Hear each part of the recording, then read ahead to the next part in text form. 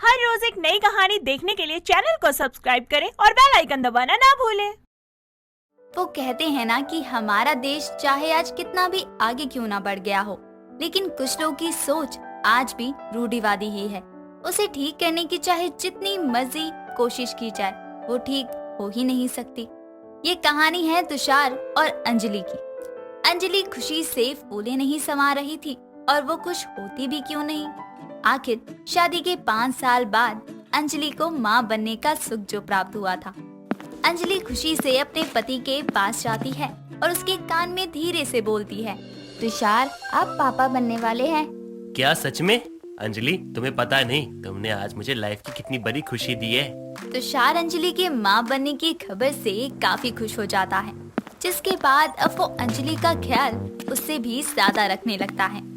ऐसे ही एक दिन अंजलि अपने पति से बात करते हुए कहती है, तुषार जी मुझे तो लड़का ही चाहिए, देखना हमारा लड़का ही होगा। अंजलि, ये तुम कैसी बातें कर रही हो? अरे लड़का हो या लड़की क्या फर्क पड़ता है? हमें भेदभाव नहीं करना चाहिए। जो भी होगा आखिर होगा तो हमारा ही ना। अब ये भगवान के ऊपर है कि वो हमें क्या देना चाहता है। अब चाहे वो लड़का हो या लड़की, देखभाल तो हम दोनों को ही करनी पड़ेगी ना। आप चुप रहिए, आपको कुछ नहीं पता। लड़का होता है तो वो बुढ़ापे में अपने माँ बाप की देखभाल करता है, पैसे लाता है, लेकिन लड़की पैसा लाती नहीं बल्कि लेकर चले जाती है, और वो अपने माँ बाप की नहीं बल्कि अपने सास ससुर की हो जाती है। कम से कम बेटा अपने माँ बाप के पास तो रहता है, वो उनके बुढ़ापे का सहारा तो बनता है। अंजलि, तुम पढ़ी लिखी हो लेकिन गवारों वाली हरकत क्यों कर रही हो? क्या गवारों वाली हरकत कर रही हूँ मैं? मुझे तो बस बेटा ही चाहिए, बात खत्म। तुषार अंजलि की बातों का कोई जवाब नहीं देता। देखते ही देखते पूरे 9 महीने का समय बीत जाता है। अंजलि को एक सुंदर सी बेटी होती है। नर्स तुषार के हाथों में उसकी बेटी को देकर वहाँ से चली जाती है। तुषार अपनी बेटी के लिए काफी खुश था, पर अंजलि जरा भी खुश नहीं थी, क्योंकि वो एक बेटा जो चाहती थी, लेकिन उसकी बेटी हुई। अंजलि अपनी बेटी का बिल्कुल भी ख्याल नहीं रखती थी, और देखते ही देखते अंजलि की बेटी दिव्या बड़ी होने लगी है। अंजलि दिव्या से घर का सारा काम करवाया करती। एक दिन, दिव्या, ओ दिव्या, कहाँ मर गई? घर का काम कौन करेगा? माँ, मुझे तो घर का काम आता ही नहीं, मैं घर का काम कैसे करूँगी? मैं अभी जिंदा हूँ समझी, तुझे सारा काम सिखा दूंगी। अंजलि दिव्या से धीरे धीरे काम करवाती, पर ये सब देखकर तुषार को बहुत ही गुस्सा आता, और वो गुस्से में अंजलि से कहता है, अंजलि, सच में तुम्हारे अंदर जरा भी दिमाग नहीं है। अरे कौन अपनी 5 साल की बच्ची से काम करवाता है? देखो तुषार, ये बड़ी हो रही है, इसलिए इसको काम आना चाहिए, समझे तुम? और हाँ, ये हम माँ बेटी के बीच की बात है, तो आप हमारे बीच में ना ही पड़े तो ज्यादा अच्छा होगा। और तुम क्या कर रही हो? चलो मेरे साथ, मैं तुम्हें घर का काम सिखाती हूँ। वो उसे घर के काम सिखाने लगती है। समय गुजरता है और समय के साथ एक बार फिर अंजलि को माँ बनने का सुख प्राप्त होता है, पर इस बार अंजलि एक बेटे को जन्म देती है। समय यूं ही बीतता है और देखते ही देखते 10 साल गुजर जाते हैं, जिसके बाद, सुनिए जी, मैं क्या कह रही थी, अब हमारा लड़का बड़ा हो गया है, तो मैं सोच रही हूँ कि क्यों ना आप काव्यांश का स्कूल बदलवा दिया जाए। हाँ, तुम सही कह रही हो। मैं कल ही स्कूल में बात करता हूँ काव्यांश के लिए। अच्छा, मेरे बेटे का बड़े स्कूल में एडमिशन करवाना। पर अभी काव्यांश छोटा है, इसलिए अभी उसे जूनियर स्कूल में ही जाना चाहिए। दिव्या, इधर आओ। जी पापा, आपने मुझे बुलाया? हाँ बेटा, मैंने तुम्हें बुलाया है क्योंकि अब तुम बड़ी हो गई हो, बस इसलिए अब तुम्हें सीनियर स्कूल में जाना चाहिए। क्या सच पापा? कोई जरूरत नहीं है कहीं भी जाने की, समझी? और आप, कोई जरूरत नहीं है इसको स्कूल भेजने की, समझे? आप, इसको जितना पढ़ना था पढ़ लिया इसने, अब मैं इसको आगे की पढ़ाई नहीं करने दूंगी। कैसी माँ हो तुम? अरे तुमसे अच्छी तो सौतेली माँ होती है।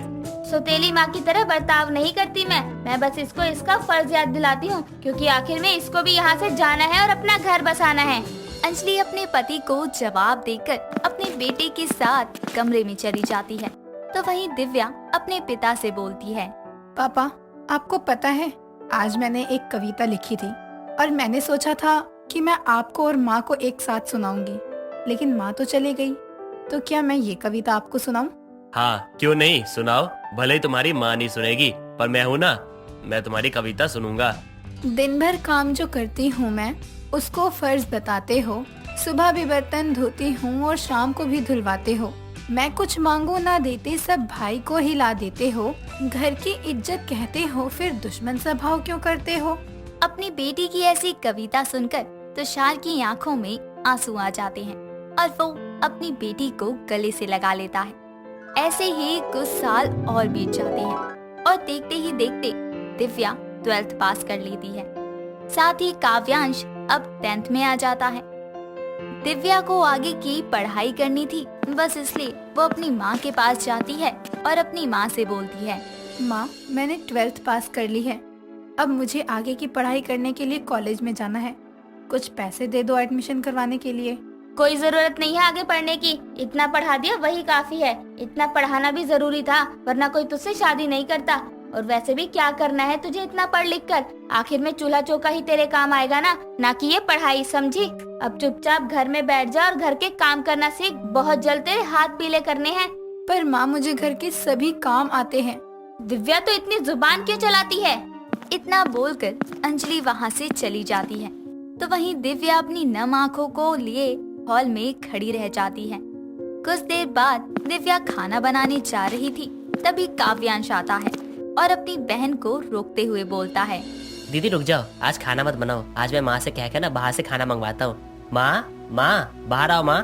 क्या हुआ काव्यांश, क्यों इतना परेशान हो रहा है। माँ, आज ना बाहर से खाने का मन कर रहा है, आप पापा से कहकर बाहर से कुछ मंगवा दो ना। अच्छा, तो मेरे बेटे का बाहर खाने का मन है, कोई बात नहीं बेटा, मैं आज ही मेरे बेटे के लिए बाहर से कुछ मंगवा देती हूँ। अंजलि अब अपने बेटे के लिए बाहर से खाना मंगवाती है, पर तुषार सभी के लिए बाहर से सामान लेकर आता है, जिसके बाद अब सभी खाना खाकर सो जाते हैं। ऐसे ही दिन बीतते हैं। एक दिन अंजलि जब नहाकर अपने कमरे में आती है, जहाँ वो अपनी बेटी को उसके जेवर पर हाथ लगाते हुए देखती है, उसे इस तरह हरकत करते हुए देखकर अंजलि को बहुत गुस्सा आता है और वो उसके बालों को खींचते हुए उससे कहती है, कलमुही, अपने ही घर में चोरी करती है, तुझे शर्म नहीं आती। बेशरम लड़की, ये गहने चोरी कर तू कहाँ जा रही थी बता, कहीं तू किसी के साथ फंसी तो नहीं है ना, उसी के साथ भागने के लिए तो मेरे गहने तो नहीं चुरा रही ना। हे भगवान, ना जाने कैसी औलाद को जन्म दे दिया, लगता ही नहीं है, मुझे तो विश्वास ही नहीं हो रहा कि मैंने एक चोर को जन्म दिया है। माँ, मैंने कुछ नहीं किया, आप मेरा यकीन करो। आज मैं तुझे जिंदा नहीं छोड़ूंगी। तुषार यहाँ आओ, देखो अपनी बेटी के कारनामे। क्या हो गया, तुम इतना चिल्ला क्यों रही हो। देख लो मैंने कैसी औलाद को जन्मा है, मुझे बोलते हुए भी शर्म आ रही है कि मेरी बेटी नहीं बल्कि एक चोर है। मैं इसकी शादी कल के कल किसी भी आदमी से करवा दूंगी। छोड़ो इसको। अरे तुम मेरी बेटी से नफरत करती हो, ये तो मैं जानता था, पर मैं ये नहीं जानता था तुम्हारा भेदभाव इतना बढ़ जाएगा कि तुम अपनी बेटी को चोर बोलोगी और उसको इस तरह से मारोगी भी। चोर मेरी बेटी नहीं बल्कि तुम्हारा बेटा काव्यांश है। तुम्हारा बेटा चोर होने के साथ साथ एक जुआरी भी है। ये अब क्या कह रहे हैं। सच कह रहा हूँ मैं। और मेरी बेटी दिव्या यहाँ पे चोरी करने नहीं बल्कि इन गहनों को रखने आई थी, क्योंकि इसको ये गहने मैंने ही दिए थे रखने को। और तुम्हारा बेटा जिसके साथ जुआ खेल रहा था वो कोई और नहीं बल्कि मेरा दोस्त है, उसने ही मुझे गहने दिए थे और तुम्हारे बेटे का सच बताया था। मैं जानता हूँ तुम्हें मेरी बातों पर यकीन अभी भी नहीं होगा, इसलिए मैं तुम्हारे जुआरी बेटे को अपने साथ लेकर आया हूँ। काव्यांश, यहाँ आओ, आप सच बताओ। अपने पापा की आवाज सुनकर काव्यांश अपनी माँ के कमरे में आता है और अपना सच कबूल करता है। ये जानने के बाद अंजलि को खुद के किए पर बहुत पछतावा होता है और वो अपनी बेटी से माफी मांगती है, जिसके बाद दिव्या अपनी माँ को माफ कर देती है। दिव्या की माफी अंजलि को मिल तो जाती है, पर अंजलि ने आज तक अपनी बेटी के साथ जो किया वो सही नहीं किया था। बस इसी बात का उसे पछतावा रह जाता है। मेनका एक बहुत ही सीधी और समझदार लड़की थी। मेनका की 3 बहुएं थी जिन्हें फिल्म देखने का शौक तो था ही, लेकिन साथ ही साथ वो उन फिल्मों के किरदारों की तरह भी बात किया करती। एक दिन मेनका अपनी बड़ी बहू आंचल को बुला कर कहती है, अरे बहू, मैं जरा अपनी सहेली के जा रही हूँ, वहाँ पर कथा है, तो मेरा खाना मत बनाना। दाल में कुछ तो काला है, अचानक से अपनी सहेली के घर क्यों जा रही है, कहीं हमारे नए ससुर तो नहीं आ जाएंगे। इतने में कमरे से छोटी बहू पूजा आती है और बोलती है, हे भगवान, ये क्या सुनने को मिल रहा है। माँ जी, आप हमारे लिए नए ससुर ला रही हैं। माँ जी, आपको इस उम्र में ये सब शोभा नहीं देता। मैंने कब बोला कि मैं किसी से मिलने जा रही हूँ? तुम दोनों ये क्या बकवास कर रही हो? सबकी बातें सुनते हुए मेनका की मंझली बहू युक्ति भी आकर कहती है, क्या माँ जी को हक नहीं है अपनी जिंदगी जीने का? जाओ माँ जी जाओ, जी लो अपनी जिंदगी, हम नहीं रोकेंगे। नहीं, ये नहीं हो सकता। माँ जी किसी और के सास बने, ये मैं होने नहीं दूंगी। माँ जी सिर्फ मेरी माँ जी हैं और वो मेरी ही रहेंगी। ऐसा क्या किसी किताब में लिखा है कि सास को अपनी जिंदगी जीने का अधिकार नहीं होता? मुझे तो कोई प्रॉब्लम नहीं है। माँ जी मैं आपके साथ हूँ, जाओ जी लो अपनी जिंदगी, क्या पता कल हो ना हो। अरे सस्ते एक्टरों, बंद करो अपनी ये वाहियात एक्टिंग। मैं कहीं नहीं जा रही अब। बिना बात के ये घटिया एक्टिंग करके अपने नए ससुर पैदा कर दिए। माँ जी ये सब छोड़ो, ये बताओ आपको मेरी एक्टिंग कैसी लगी? बहुत अच्छी एक्टिंग करती हूँ ना, मुझे पूरे नंबर तो मिलने चाहिए। ये सब सुनने से पहले मैं मर क्यों नहीं गई? माँ जी आपको इनकी एक्टिंग अच्छी लगी और मेरी नहीं? मुझे पता है माँ जी, अब सबसे ज्यादा मुझसे प्रेम करती हो। कोई बात नहीं, आप मेरी दोनों छोटी देवरानी की एक्टिंग से खुश होकर उन्हें चाबी का छल्ला देना चाहती है तो दे दो। नहीं माँ जी, मैं आपका हक लेकर कैसे खुश रहूंगी? जहाँ आप रहोगे मैं वहीं रहूंगी। चलो अब हमारा इस घर में क्या काम, जहाँ हमारे एक्टिंग की कदर ना हो। हम किसी झोपड़े में जाकर अपना घर बना लेंगे और आप खुश रहना सब। कट कट कट, तुम सबकी एक्टिंग को रोकने के लिए मैंने कट बोल दिया है, तो एक्टिंग मोड बंद करो। और दिमाग खराब करके रखा हुआ है तुम सबने मेरा। इतना बोलकर मेनका अपने कमरे में चली जाती है। तीन बहुएं इसी तरह बात करती थी। कुछ भी बोलना हो तो वो फिल्मी अंदाज में ही बोलती। कुछ दिनों बाद तीनों बहुएं सुबह सुबह किचन में खाना बना रही होती है कि तभी पूजा का पति राहुल आकर कहता है, अरे मैं ऑफिस के लिए जा रहा हूँ, खाना दे दो। ये लीजिए, जल पीजिए। पूजा मैं तुम्हारे आगे हाथ जोड़ता हूँ, मेरे सामने मत करा करो अपनी एक्टिंग। जीजी देख रही हो ना आप, पता नहीं कौन से चुड़ैल का साया पड़ गया है इन पर, सीधे मुंह बात ही नहीं करते हैं। यही मौका है देवर जी, लोहा गर्म है, हथौड़ा मार दो, यही सही समय है पीछा छुड़वाने का। अरे दे दो तलाक, तुम्हारे लिए इससे अच्छी देवरानी ले आऊंगी। छोटी, ये क्या बोल रही हो तुम? हम इस घर की लक्ष्मी हैं, हमें तो इस घर को जोड़ना चाहिए और तुम हो कि इस स्वर्ग जैसे घर को तोड़ने की बात कर रही हो। मैं ऐसे ही जा रहा हूँ, करती रहो एक्टिंग। ये नहीं होता कि पति के आगे अपना वाहियात टैलेंट ना दिखाएं। जीजी उन्होंने ऐसे पानी का अनादर किया, कहीं कुछ अपशगुन तो नहीं होगा ना? ये तो होना ही था, मैंने तो पहले ही बोला था आपकी पूजा से कुछ नहीं होगा। अब खुद ही देख लो, इसके आने से आज पहली बार देवर जी भूखे गए हैं। दीदी आप मुझसे बड़े हो, आपको मुझे सुनाने का पूरा हक है, लेकिन मैंने कुछ भी जानबूझकर नहीं किया। सबकी बातें सुनकर किचन में मेनका आकर कहती है, अरे माताओं, आज के लिए बस कर दो, बहुत एक्टिंग और बहुत ड्रामा हो गया। रुक जाओ अब, वरना अच्छा नहीं होगा तुम सबके लिए। आपका बस नाम ही मेनका नहीं है, आप तो खुद भी मेनका हो। भला कोई अपनी बहू को ऐसे बोलता है? माँ जी आप हमें बताओ क्या खाओगी, मैं आपके लिए अभी बना देती हूँ। तुम बस ये एक्टिंग बंद कर दो, मेरे लिए वही बहुत है। अपनी सास की एक बात तो मान लो। इतना बोलकर सब अपने अपने कामों में लग जाते हैं और ऐसा ही चलता है। तीनों बहुओं को फिल्मों की नकल उतारने का भूत सवार था। कोई भी उन्हें कुछ भी कहे, लेकिन तीनों जवाब तो फिल्म में तड़के के साथ ही दिया करती थी। कुछ दिनों बाद मेनका की पड़ोसन आरती उनके घर आती है। मेनका आवाज लगाकर तीनों बहुओं को बुलाकर कहती है, अरे फिल्मी कीड़ा, घर में कोई आया है, कुछ खाने पीने के लिए ले आओ। आप हमारे लिए भगवान हो, आप तो बस हुक्म करो, खाना हाजिर हो जाएगा। अरे मेनका तेरे तो मजे हैं, तेरी बहू तो तेरी एक ही आवाज पर यहाँ खड़ी मिलती है, और क्या चाहिए तुझे? काहे के मजे, इन तीनों को इनकी एक्टिंग ही इतना काम करवाती है, वरना तो तीनों की तीनों निकम्मी हैं। जीजी बताइए ना, माँ जी ने क्या बोला है खाने को, मैं आपकी मदद कर दूंगी ना। भले ही एक्टिंग के लिए इतनी सेवा करे, लेकिन करती तो है ही। आप जानती ही कहाँ हो, मेरी देवरानी जेठानी को तो बस मौका मिलना चाहिए, वरना वो तो मुझे चूहे मारने की दवाई ही दे दे। इतनी नफरत करती है क्या वो दोनों तुझसे? ऐसा भी क्या हो गया? कुछ नहीं, यहाँ तो एक धार्मिक बनने की एक्टिंग में रहता है, तो एक अपनी जीजी के नक्शे कदम पर चलता है। ये तो बस सबसे अलग विलन बनी रहती है हमेशा। आप क्या यहाँ खड़े होकर तुम तीनों पूरी फिल्म दिखा दोगे? जाओ कुछ ले भी आओ। ठीक है, आप इतना बोल रही हो तो ले ही आती हूँ, लेकिन कुछ हो जाए तो मुझे मत कहना कि पहले नहीं बताया था। ना बाबा ना, तू तो रहने ही दे। तू तो अपनी एक्टिंग में इतनी ज्यादा घुसी हुई है कि एक्टिंग दिखाने के लिए सच में कुछ मिला दे। अरे नहीं, तू डर क्यों रही है? बस इनकी मुंह से ही एक्टिंग होती है, ऐसा कुछ नहीं होता। तू आराम से बैठ। कोई बात नहीं, मैं ले आती हूँ, आप यहीं रुकिए। जीजी लेने गई हैं, तो मैं क्या कर रही हूँ? जो जीजी करेंगी मैं भी वही करूँगी ना। इतना बोलकर तीनों रसोई में चली जाती हैं और आरती के लिए चाय नाश्ता बनाकर लाती हैं। कुछ समय तो निकलता है, लेकिन तीनों बहुओं की एक्टिंग खत्म नहीं होती।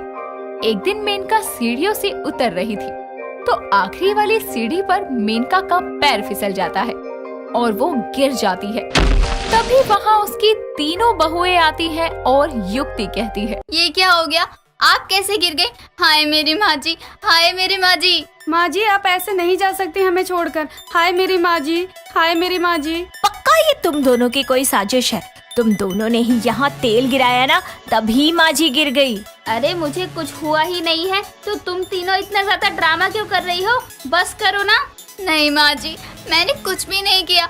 आपको इतनी चोट लग गई, अब मैं उनको क्या मुंह दिखाऊंगी? हाँ जीजी सही बोल रही है, उन्होंने कुछ नहीं किया। पता नहीं आप कैसे गिर गई माँ जी। हाय माँ जी। आप टेंशन मत लीजिए, हाँ मैं हूँ ना यहाँ पर। मैं पता लगा कर रहूंगी कि अपराधी कौन है। लेकिन माँ जी आपको ये क्या हो गया? तीनों बहुत जोर जोर से रोने लगती हैं और आंचल भी रोते रोते दोनों बहुओं पर इल्जाम लगाने लगती है और तीनों अपने अपने पतियों को कॉल करके घर बुला लेती है। थोड़ी देर बाद मेनका के घर में उसके पड़ोसी भी जमा हो जाते हैं उनकी आवाज सुनकर, और जिसके बाद उसके तीनों बेटे भागते हुए घर आते हैं और मेनका को ऐसे आराम से बैठा देखकर राहुल बोलता है, माँ आप तो बिल्कुल ठीक हो, फिर मुझे पूजा ने ऐसे क्यों बोला कि कुछ हो गया आपको? हाँ मेनका, तेरे घर में बहुत रोने की आवाज आ रही थी, मुझे लगा कुछ हो गया। तेरी बहू सब ठीक तो है ना? अरे सब ठीक है, ये तो मेरी बहुएं हैं जो बिना बात की एक्टिंग करती रहती हैं। 50 रुपए काटो इनकी वाहियात एक्टिंग का, हमें तो डरा ही दिया था।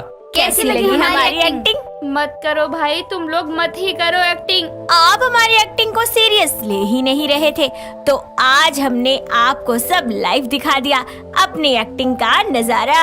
हाँ माँ जी। क्या ड्रामेबाज फिल्मी अंदाज वाली बहुएं लाई है तू? तेरा तो पूरा दिन इनकी एक्टिंग देखने में ही निकल जाता होगा। क्या करूँ, बहू है, जैसी भी है मुझको ही झेलना है, कर भी क्या सकते हैं। मेनका अपनी तीनों फिल्मी बहुओं को जैसे तैसे हंसी खुशी समझाने लगती है और उसकी बहू भी एक्टिंग तो करती लेकिन ओवर एक्टिंग नहीं, और सारे खुशी से साथ में रहते हैं। हिमांशी अच्छे से तैयार होकर एक अक्षत नाम के लड़के से मिलने के लिए कैफे में जाती है, जहां वो उस लड़के को देखकर बोलती है, ओ शुक्र है भगवान का, कोई लड़का तो ढंग का मिला। मतलब? अरे मतलब गया तेल लेने। पहले तुम ये बताओ, तुम मुझसे आज पहली बार मिले हो, कैसा लग रहा है? पहली बार तुमसे मिलकर अच्छा लग रहा है। तुम फोटो में जैसी दिखती हो वैसी बिल्कुल नहीं हो। वैसे तुमने बताया नहीं कि मुझसे मिलकर कैसा लगा तुम्हें। मेरी तो पूछो मत, मुझे देख कर ही पता चल रहा होगा कि मैं कितने खुश हूँ। दोनों एक साथ बैठकर काफी देर तक बातें करते हैं। हिमांशी बातें करते करते कुछ देर बाद अपसेट हो जाती है और उसे ऐसे देखकर अक्षत उससे बोलता है, क्या हुआ, तुम एकदम से उदास क्यों हो गई हो? कुछ नहीं, बस ऐसे ही। अच्छा, तुमने टिंडर पर अपनी प्रोफाइल क्यों बनाई? किसी को भूलने के लिए और किसी को मिलने के लिए। किसी को भूलने के लिए? पर किसको? अपने पहले बॉयफ्रेंड के लिए। वो इतना खुदगर्ज निकला ना कि अपने करियर को पूरा करने के लिए उसने मुझे छोड़ दिया। वो भी तुम्हें टिंडर पर ही मिला था क्या? अरे नहीं, वो तो कॉलेज में मिला था। टिंडर पर तो मुझे एक से एक अनोखे अनोखे बेवकूफ मिले हैं।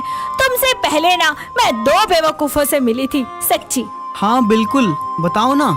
हिमांशी बताना शुरू करती है कि आखिर किस तरह कुछ दिनों पहले उसकी मुलाकात एक मोटे सांड जैसे दिखने वाले राहुल नाम के लड़के से हुई थी, जिसकी जगह उसने टिंडर पर अपने भाई की प्रोफाइल लगाई हुई थी। जब वो उससे मिलने के लिए आई तो उसके होश ही उड़ गए और वो लड़का उसके पास आकर उसके हाथों में गुलाब देते हुए उससे बोलता है, अच्छा तो आप हैं हिमांशी जो हमारी फैन बन गई। हाय, आप तो फोटो से भी ज्यादा स्मार्ट निकले।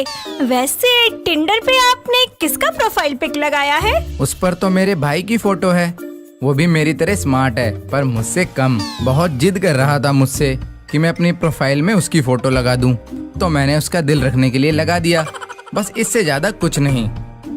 ये लीजिए आपके लिए छोटा सा महकता हुआ तोहफा। मोटे कहीं के गलतफहमी का शिकार हो गई मैं तो। हे भगवान, मैं कहाँ पीछे पड़ गई, कहाँ मुझ फूल जैसी लड़की के पीछे ये सांड पड़ गया। मानसी बेटा कुछ कर, पीछा छुड़वा इससे अपना। हाय, वो मैं क्या बोल रही थी कि मेरा आइसक्रीम खाने का बड़ा मन कर रहा है।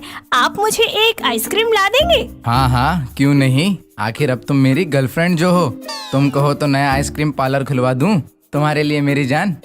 जी नहीं, बस एक ही ला दीजिए, वही काफी है। जी बिल्कुल, वेट करो, मैं यूं गया और यूं आया।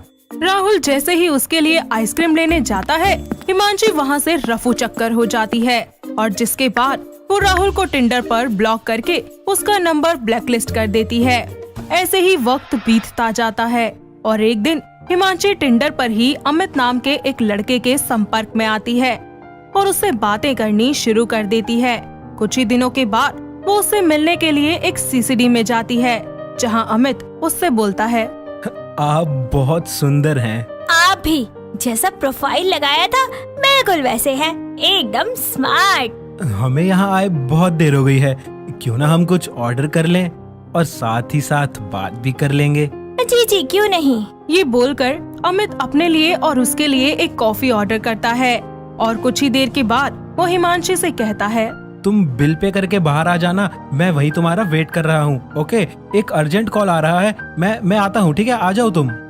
ठीक है। इतना बोलकर वो वहाँ से चला जाता है और हिमांशी उसको बस देखती ही रह जाती है। कुछ देर के बाद वो बिल पे करके बाहर चली जाती है, जिसके बाद वो दोनों एक मॉल में जाते हैं और अमित अपने लिए कुछ ड्रेसेस ले लेता है, जिस पर वो हिमांशी से कहता है, हिमांशी तुम पेमेंट कर दो ना, कल पक्का हम तुम्हारे लिए शॉपिंग करेंगे और पेमेंट मैं करूँगा। हाँ क्यों नहीं, और उसकी पेमेंट फिर मैं करूँगी और तुम्हारे साथ रही ना तो एक ही दिन में लुट जाऊंगी।